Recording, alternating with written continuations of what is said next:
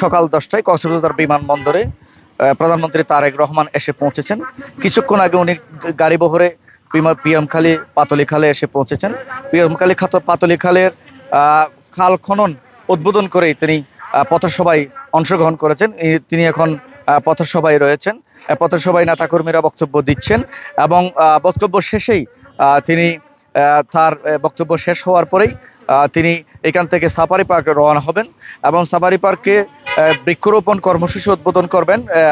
একটু জানিয়ে রাখতে চাই, সারা বাংলাদেশে 25 কোটি তিনি চারা গাছ রোপণ করবেন। তারই অংশ হিসাবে সাফারি পার্কে আজকের এই ঐতিহাসিক বৃক্ষরোপণ তিনি এখান থেকেই উদ্বোধন করবেন, তেমনটি আমরা জানতে পেরেছি। সেখান থেকে তিনি পেকুয়ার উদ্দেশ্যে রওনা করবেন। পেকুয়ায় তিনি সেখানে নবগঠিত পৌরসভার ভিত্তিপ্রস্তর উদ্বোধন করবেন এবং নবগঠিত মাতামুহুরী উপজেলার ভিত্তিপ্রস্তর উদ্বোধন করবেন এবং সেখান থেকে তিনি চকরিয়া বাস স্ট্যান্ডে বিশাল জনসভা রয়েছে, সেই জনসভায় তিনি অংশগ্রহণ করবেন, সেখানে বক্তব্য রাখবেন।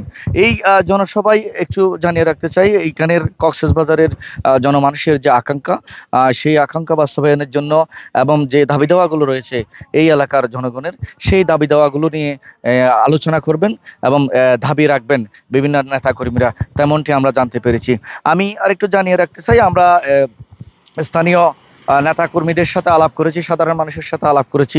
তারা আমাদেরকে যেমনটি জানিয়েছেন সেটি হচ্ছে কক্সবাজারে একটি প্রযুক্তি বিশ্ববিদ্যালয় তারা দাবি রাখছেন এবং এই যে চট্টগ্রাম থেকে কক্সবাজারের যে প্রধান সড়ক, সেই প্রধান সড়কটি 6 লাইনে সম্প্রসারণের জন্য দাবি রাখছেন এবং লবণ শিল্পের উন্নতির জন্য এবং লবণ শিল্পের মূল্য নির্ধারণের জন্য তারা দাবি পেশ করবেন প্রধানমন্ত্রী বরাবর।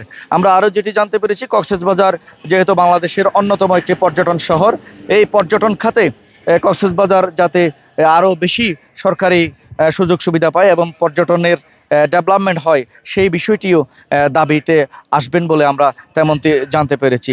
এবং আমরা একটু জানিয়ে রাখতে চাই, কক্সবাজারের যে অবকাঠামোর উন্নয়ন যাতে আরো ত্বরান্বিত হয়, সেই বিষয়টি নিশ্চিতকরণের জন্য প্রধানমন্ত্রী বরাবর আজকে জনসভা থেকে তেমনটি দাবি তুলবেন বলে আমরা জানতে পেরেছি।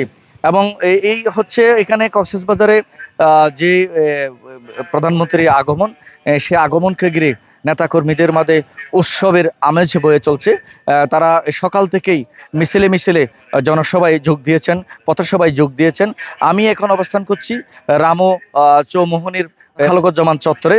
এই খালকজ্জামান চত্বরে আমি যেটি দেখতে পাচ্ছি সেটি হচ্ছে প্রধানমন্ত্রীকে যাওয়ার পথে, চকরিয়ায় যাওয়ার পথে স্বাগত জানাবার জন্য রামু উপজেলা অঙ্গ সংগঠন, বিএনপির অঙ্গ সংগঠনের নেতৃবৃন্দ এইখানে জড়ো হয়েছেন।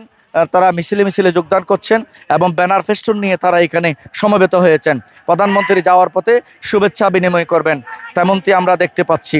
এবং এই কক্সবাজারে মাননীয় প্রধানমন্ত্রীর আগমন উপলক্ষে কক্সবাজারের আশা আকাঙ্ক্ষার গতি অনেক বেড়ে গেছে। অনেক প্রত্যাশা করছে জেলাবাসী যে প্রধানমন্ত্রী নিশ্চয়ই কক্সবাজারের উন্নয়নে বড় ধরনের কোনো উন্নয়নের ঘোষণা করবেন, তেমনটি প্রত্যাশা করছেন এই জেলাবাসী। এই ছিল আমার কাছে কক্সবাজার প্রধানমন্ত্রীর আগমন উপলক্ষে সর্বশেষ অবস্থা।